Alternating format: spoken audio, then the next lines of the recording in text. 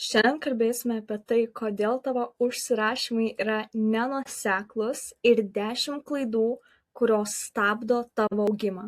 Ir ne tik kad gausi šį video, kurį dabar žiūri, bet taip pat ir lentelę, kurią pridėsiu apačioje aprašyme, kad galėtum įsivertinti ir pasižiūrėti, kur yra spragos.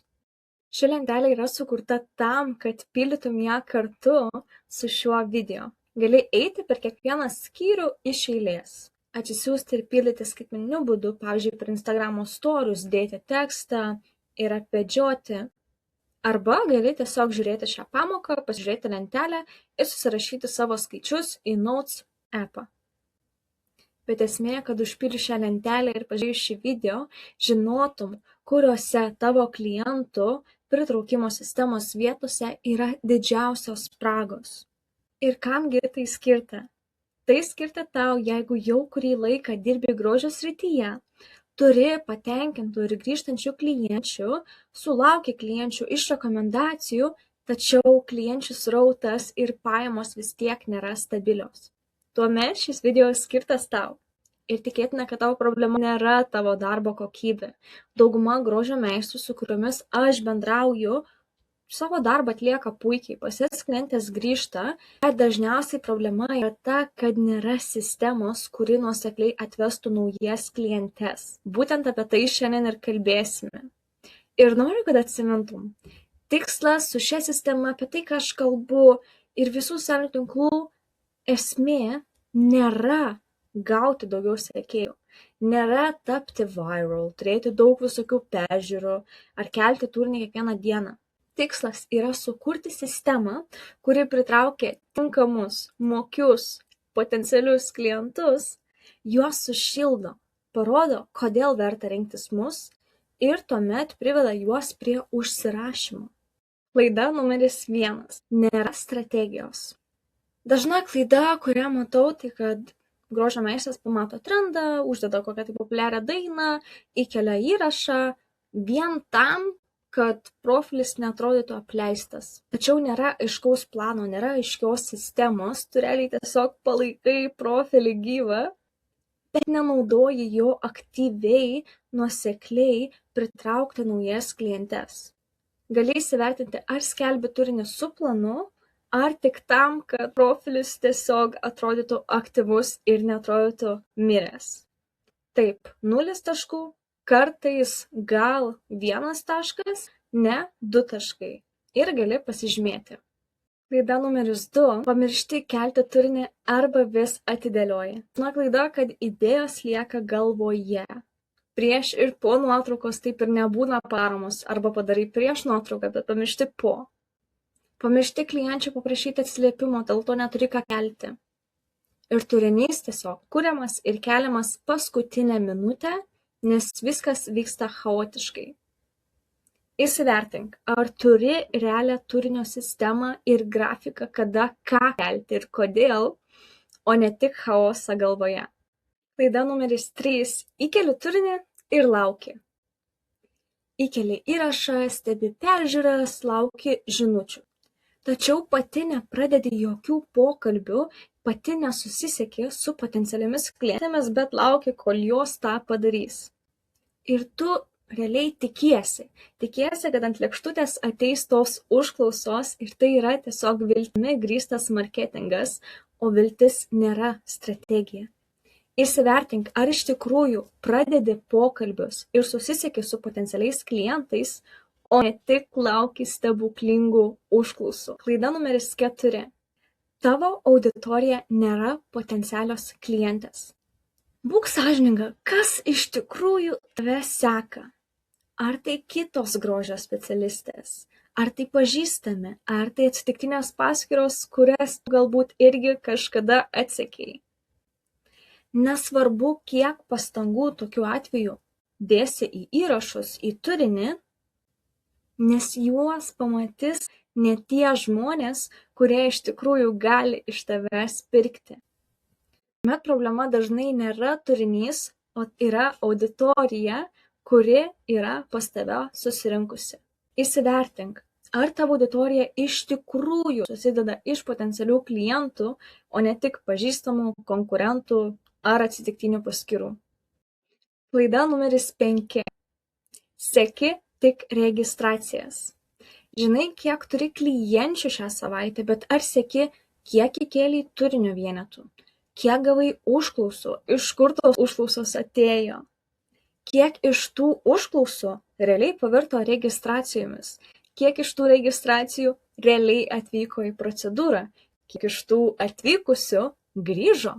Jeigu neseki svarbiausių rodiklių, labai sunku suprasti, kur tiksliai stringa klientų pritraukimas. O kai nežinai, kur yra problema, labai sunku ją ir išspręsti. Tad įsivertink, ar turi sekimo sistemą visiems šiems skaičiams, o ne tik dienoraštį ar kalendorių su užsirašymais. Klaida numeris 6. Tavo turinys tik portfolio. Prieš po, paslaugos, kainos, lokacija, priežiūra po procedūros, prieš procedūrą. Visa tai svarbu.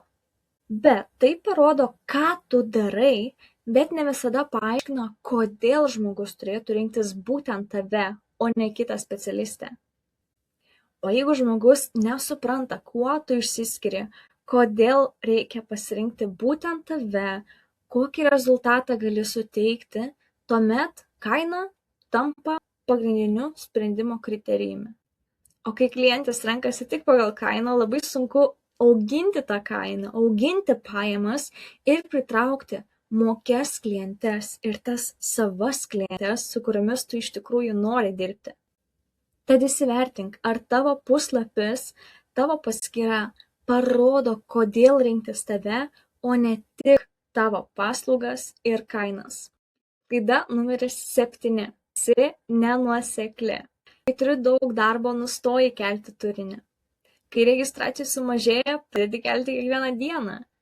Bet tuomet pavargsti ir vėl dingsti. Šis ciklas mažina pasitikėjimą ir stabdo augimą. Įsivertink, ar turi nuoseklų turinio kėlimo ritmą. Klaida numeris 8. Rekomendacijos yra visa tavo strategija. Rekomendacijos yra puikus klientų šaltinis, tačiau tu negali jų kontroliuoti. Pakanka kelių pokyčių, lėtesnio sezono, klienčių persikraustymo ar kitų aplinkybių ir naujų užklausų skaičius gali iš karto sumažėti. Rekomendacijos turėtų būti papildomas, bonusinis klienčių pritraukimo šaltinis, bet tikrai ne visa tavo strategija. Įsivertink, ar turi strategiją pritraukti ir įtraukti naujas potencialias klientes apart rekomendacijų. Klaida numeris 9. Prarandi klientus žinutėse. Žmogus paklausia kainos, tu atsakai, jis pasako pagalvosiu ir dingsta. Bet yra būdas, kaip paversti daugiau užklausų į realius užsirašymus, bet dauguma grožio specialistų nežino, kaip tą padaryti. Įsivertink, ar turi žinučių strategiją, kuri pagerintų tavo užklausą į užsirašymą rodiklį. Ir klaida numeris 10. Tavo profilis neveda link registracijos. Kas nors randa tave per Reelsą ar reklamą. Ateina į tavo profilį, pažiūri ir išeina. Ir ne todėl, kad nepatiko tavo darbai, bet todėl, kad nebuvo aiškaus kvietimo ar aiškaus sukurto noro registruotis pas tave būtent dabar.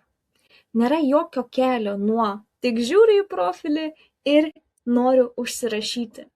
Ir tuomet profilio apsilankymai nevirs į realias registracijas, nes nėra tilto. O kai to tilto, to piltuvėlio, to kelio nėra, nesvarbu, kiek tu turinio kelsi, gausi realiai tą patį rezultatą. Tad įsivertink, ar tavo turinys ir profilis iš tikrųjų veikia kaip piltuvėlis, kuris veda žmogų nuo profilio aplankymo iki užsirašymo pas tave. Ir tavo rezultatai. Skaičiuokime tavo bendrą taškų skaičių. Sudėk visus taškus iš 10 skyrių, 10 klaidų ir užrašyk bendrą sumą. Jei tavo taškai nuo 0 iki 4, Tavo sistema jau turi stiprius pagrindus. Keletas mažų patobulinimų gali padėti tau pasiekti dar geresnių rezultatų. Nuo 5 iki 10 tavo sistemoje yra spragų. Pagrindiniai elementai jau egzistuoja, tačiau jie dar neveikia vieningai. Nuo 11 iki 16 problema greičiausiai nėra tavo paslaugų kokybė. Reikia susitvarkyti patį klientų pritraukimo procesą. Nuo 17 iki 20 rekomendacijos ir esamos klientės palaiko tavo verslą. Tačiau trūksta aiškios sistemos, kuri nuosekliai pritrauktų naujas klientes. Ir kaip bonusą noriu palikti šiuos refleksinius klausimus. Gali pasižiūrėti į savo vertinimo analizės lapą ir pasižiūrėti, kurios 3 sritis surinko daugiausiai taškų. Ir gali pagalvoti, kas tavo manymu šiuo metu labiausiai trukdo pritraukti naujas klientes. Ir jei susitvarkytum šias 3 sritis, kaip tavo verslas atrodytų po 30-90 dienų? Noriu pasidalinti keliais pavyzdžiais, ką pavyko pasiekti mano klientėm. Klientė Roberta – plaukų priauginimo meistrė. Ji nuo atsitiktinių užsirašymų per 1 mėnesį perėjo prie 2-3 savaitės į priekį užpildyto kalendorių. Ir net po 5 mėnesių vis dar pradėjo savo mėnesį jau beveik pilnu grafiku. Klientė Deimantė – PMU meistrė, 10 metų patirtis, bet rekomendacijų sumažėjo po COVID-o. O užklausos dažnai pasibaigdavo, kai potenciali klientė išgirsdavo kainą. Nebuvo aiškios strategijos, tik darbų nuotraukos ir kartais paleista reklama. Per Facebooką turėjo 1000, mažiau nei 1000 sekėjų, per darbą kartu per mėnesį pritraukė 20 naujų klienčių iš turinio. Ir net karuselė, kuris susilaukė tik 3 like, atvedė jai akių permanento klientę. Klientė Inesa – veido masažo specialistė. Jau beveik 1 metai veikloje, bet profilis atrodė chaotiškai ir neperteikė vertės. Ji turėjo gerus įgūdžius, gerus rezultatus, bet potencialioms klientėms nebuvo aišku, kodėl rinktis būtent ją. Po darbo kartu vientisas estetiškas profilis, kuris atrodo profesionaliai ir parduoda. Jei jau esi užsiregistravusi į nemokamą konsultaciją, atsineš šią lentelę savo skaičių, kartu išsiaiškinsime, kas tiksliai stabdo tavo užsirašymus ir nuo ko verta pradėti.